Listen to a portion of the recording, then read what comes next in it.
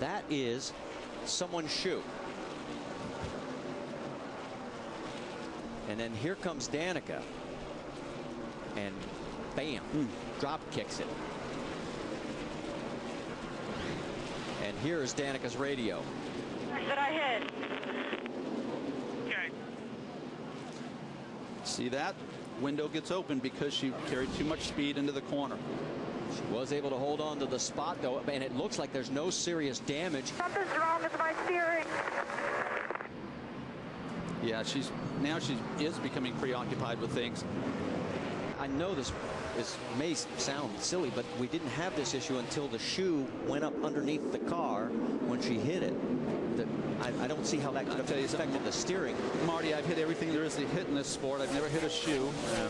And I'd love to play off experience, but I can't honestly say that.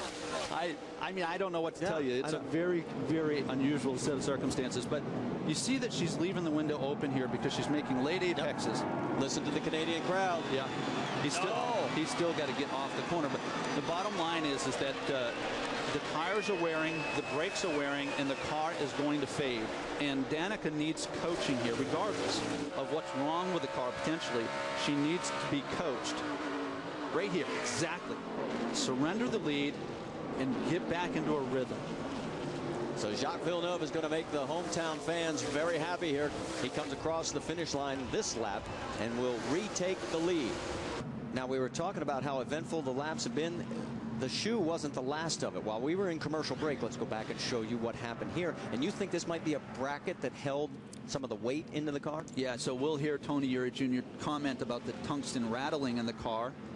This is a bracket. Yeah, I think it's a cover. I think it's a cover, but it doesn't hold the ballast in the car. Danica Patrick back on pit road. We've had time to look at the video. What came out of this car was the wedge that sits on the truck arm, and what it does is establish the pinion angle in these cars. This is a great save by the crew. They recognized it when they changed to left rear tire. Danica gave great information. All they had to do was tighten the U-bolt, and she's good to go. That was a big save. All right, let's go back to the race lead because it is getting very interesting. Tagliani trying to hold off Villeneuve, and Billy Johnson hoping that the two of them take each other out, and they're into each other, and here goes Villeneuve. He's going to turn him. That is payback. That was payback. He never lifted, Marty. He never lifted coming off of turn 2. So Villeneuve takes over the race lead. Billy Johnson moves up to second. Inside, clear. Inside, clear. The throttle tells the whole story. Excuse me, pardon me, I'm going through. Yep, you know what? Let me just finish it off. That's how I interpret that.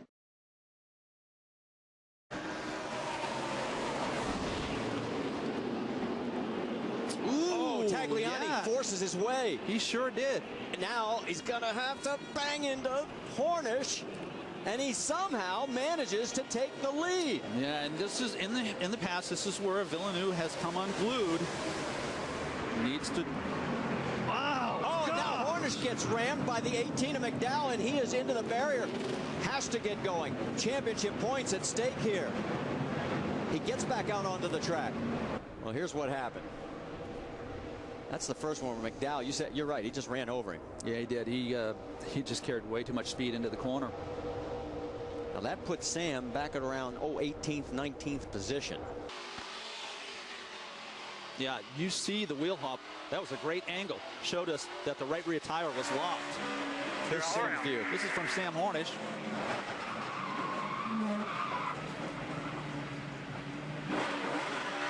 Oh, more problems as Danica Patrick and Sam Hornish, they're involved, and it has gone from bad to worse for Sam. And that is the 59 of Kyle Kelly turning Danica. Oh, and then the 01 of Mike Wallace tries to take an evasive move and collects the 12 of Sam Hornish. The schedule comes out each year. You circle the tracks you expect to win at. I can guarantee you Stenhouse didn't circle Circuit Gilles Villeneuve. Boy, he is all over. Oh, no, he's going to go around. A little too aggressive as he tried to give the 22 a bit of a nudge, and it cost Stenhouse dearly. He actually didn't get any help. Well, he actually had contact with the 22 car, and then you see everybody else spinning behind. Oh, there goes Kyle. Kyle gets hit in the right rear. That's what put the 24 in. Now watch this contact between the 6 and the 22. Yeah, you know what? Ricky couldn't slow down. Ricky carried too much speed into the corner and couldn't slow down, and as a result got into the back of the 22, got the back of the back of the car up in the air and spun. There's the damage on the 87. As you can see, the 51 of Jeremy Clements go by.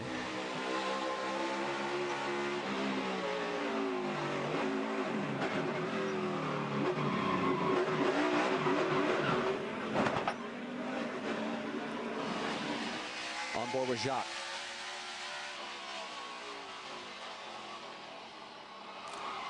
Picture paints 1,000 words, right?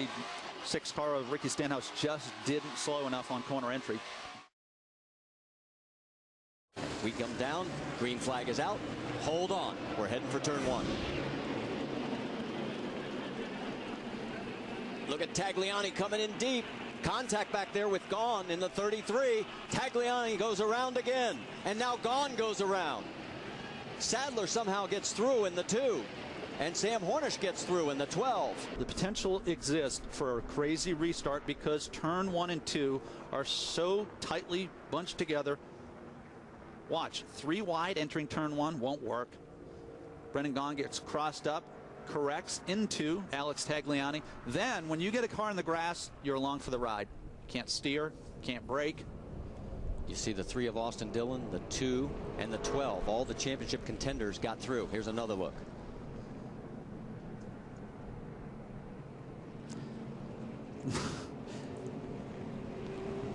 Something's got to give here. This is all about the drivers, going for the win. When you're put in this position as a driver, again, you become very narrow-minded. You use up other drivers, become very selfish.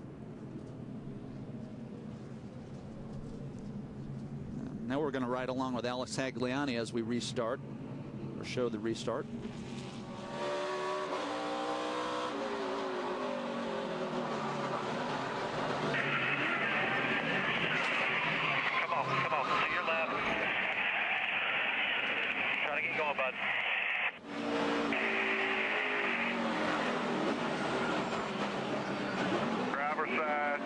Driver side.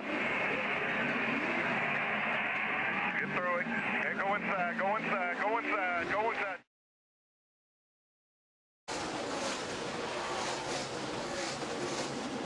He's come back from some adversity. Sam locks him up, trying to get underneath the 31. He is all over Allgaier. Yeah, he needs to be patient and capitalize again on turn 10.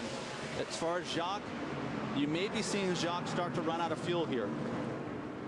Jacques' best finish when he drove F1, 2nd in 96. His best finish in the Nationwide Series, 3rd. Does he have enough fuel to get a win here? Allgaier's all over him. He's out of fuel. He's out of fuel. He's out of fuel.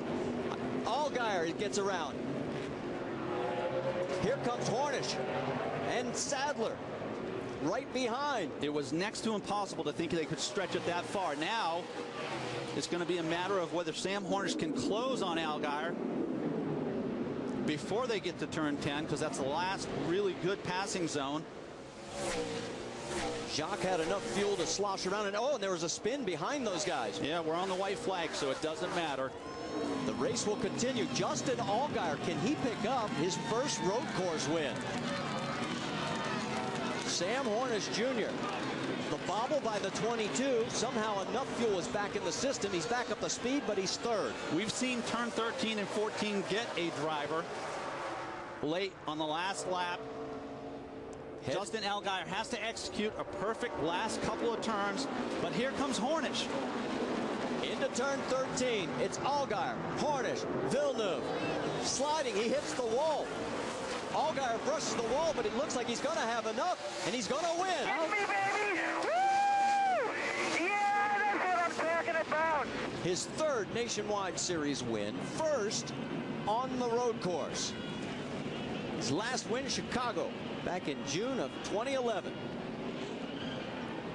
And the heartache for Jacques Villeneuve, because if we don't have that last green-white checker, he wins. He wins.